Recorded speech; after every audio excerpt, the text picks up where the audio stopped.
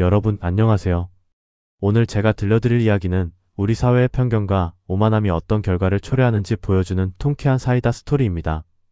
겉모습만으로 사람을 판단하는 것이 얼마나 위험한지, 그리고 진정한 부와 품격이란 무엇인지에 대해 생각해 볼 수 있는 시간이 될 것입니다.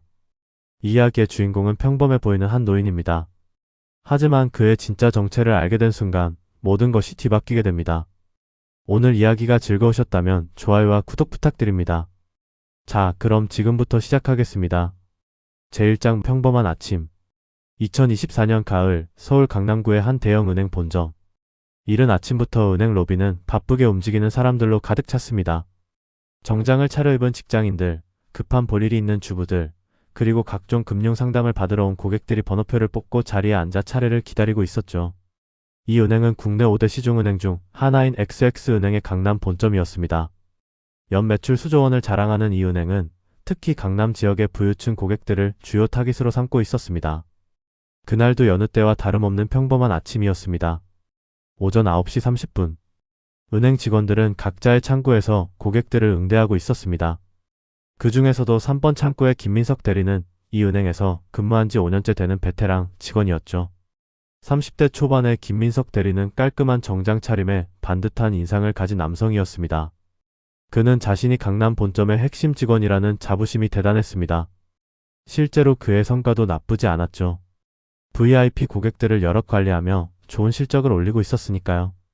하지만 김민석 대리에게는 치명적인 약점이 하나 있었습니다. 바로 사람을 겉모습으로 판단하는 습관이었죠. 명품 옷을 입은 고객에게는 극진히 대하면서도 평범한 차림의 고객에게는 건성으로 응대하는 그의 태도는 은행 내에서도 종종 문제가 되곤 했습니다.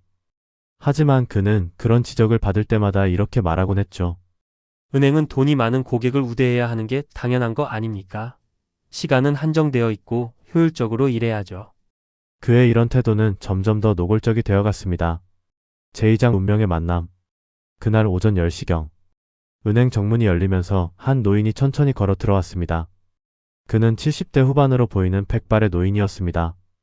키는 165cm 정도로 작은 편이었고 등은 약간 굽어 있었죠. 낡은 베이지색 점퍼에 색이 바랜 청바지, 그리고 운동화를 신고 있었습니다.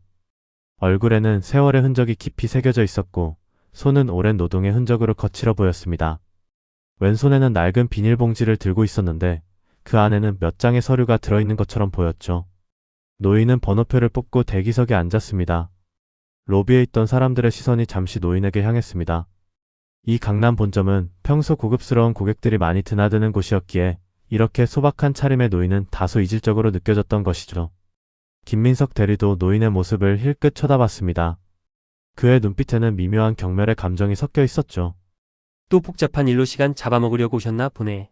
그는 속으로 이렇게 생각하며 한숨을 쉬었습니다.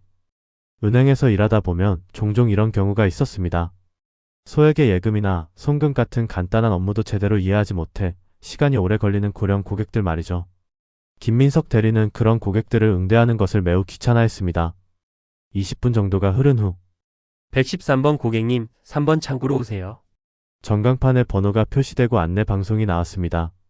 노인은 천천히 자리에서 일어나 3번 창구로 향했습니다. 그의 걸음걸이는 느렸지만 등은 곧게 펴져 있었고 눈빛은 또렷했습니다. 어서 오세요. 김민석 대리가 기계적으로 인사했습니다.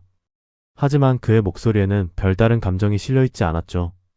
노인의 차림새를 한번 휘어본 그는 이미 마음속으로 이 고객을 중요하지 않은 고객으로 분류해버렸습니다. 무슨 일로 오셨습니까? 노인이 비닐봉지에서 통장 하나를 꺼냈습니다.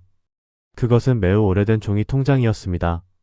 표지는 낡아서 모서리가 해져 있었고 중간중간 얼룩도 묻어 있었죠. 이 통장의 잔액을 확인하고 싶은데요. 노인의 목소리는 낮지만 단호했습니다. 김민석 대리는 통장을 받아들었습니다. 통장을 펼쳐보니 마지막 거래 내역이 무려 15년 전이었습니다. 장기 미사용 계좌네. 아마 소액이겠지. 그는 대충 통장을 휘어보고는 컴퓨터에 계좌번호를 입력했습니다. 아, 이 통장은 오래 사용하지 않으셔서 휴면 계좌로 전환되었네요. 잔액 확인하시려면 신분증이 필요합니다. 노인이 지갑에서 주민등록증을 꺼내 건넸습니다. 김민석 대리는 신분증을 받아 본인 확인 절차를 진행했습니다.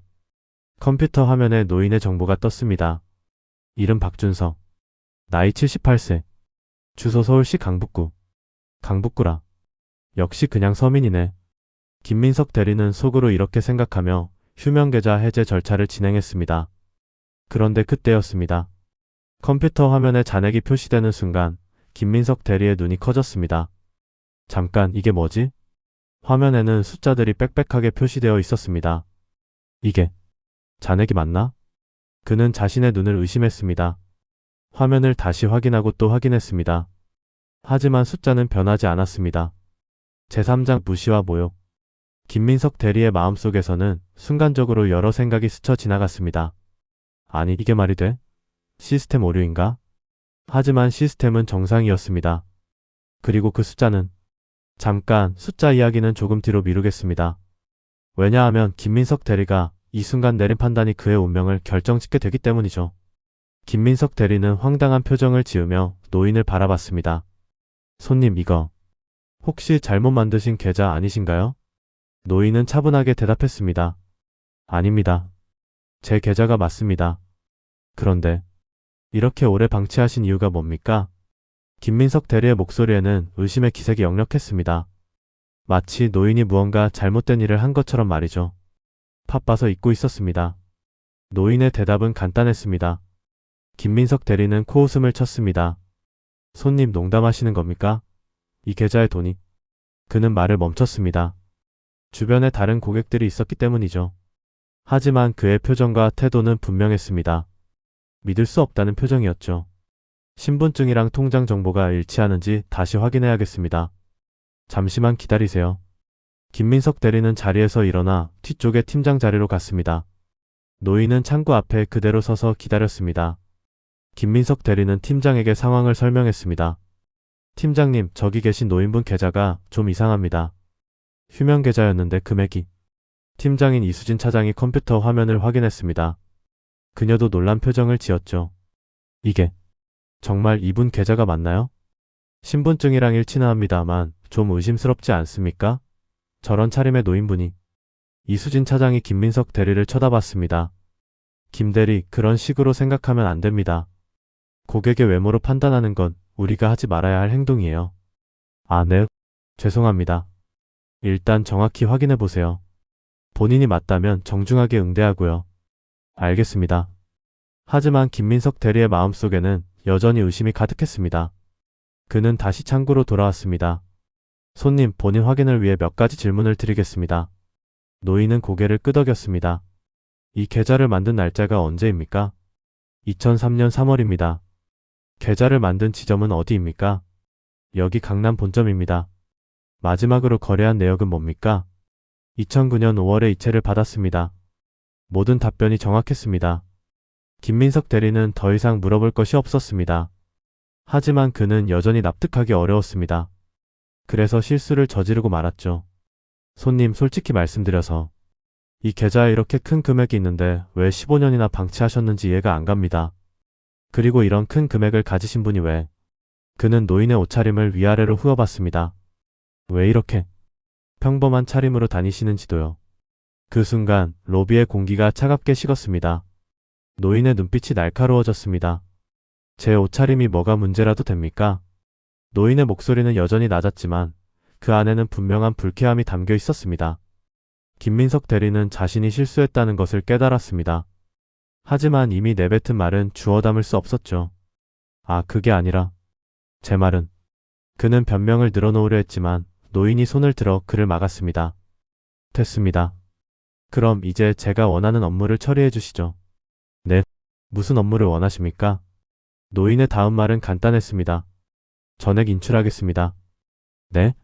김민석 대리의 눈이 다시 커졌습니다. 전액을 인출하신다고요? 그렇습니다.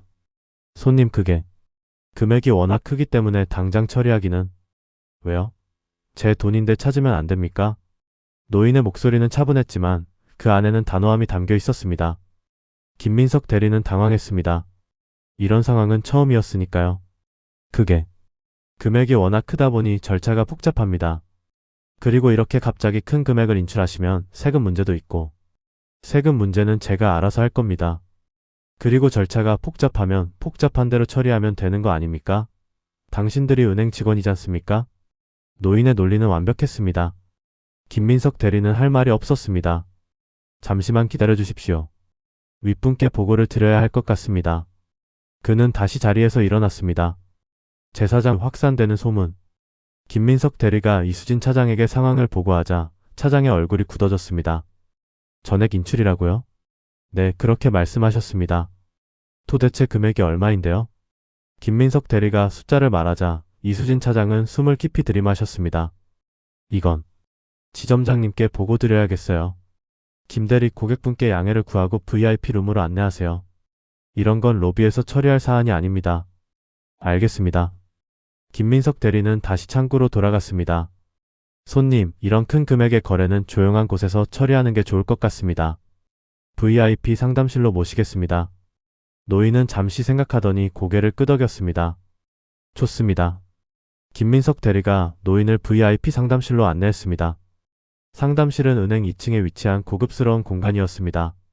가죽 소파와 원목 테이블, 그리고 커피 머신까지 갖춰진 곳이었죠. 노인은 소파에 앉았습니다.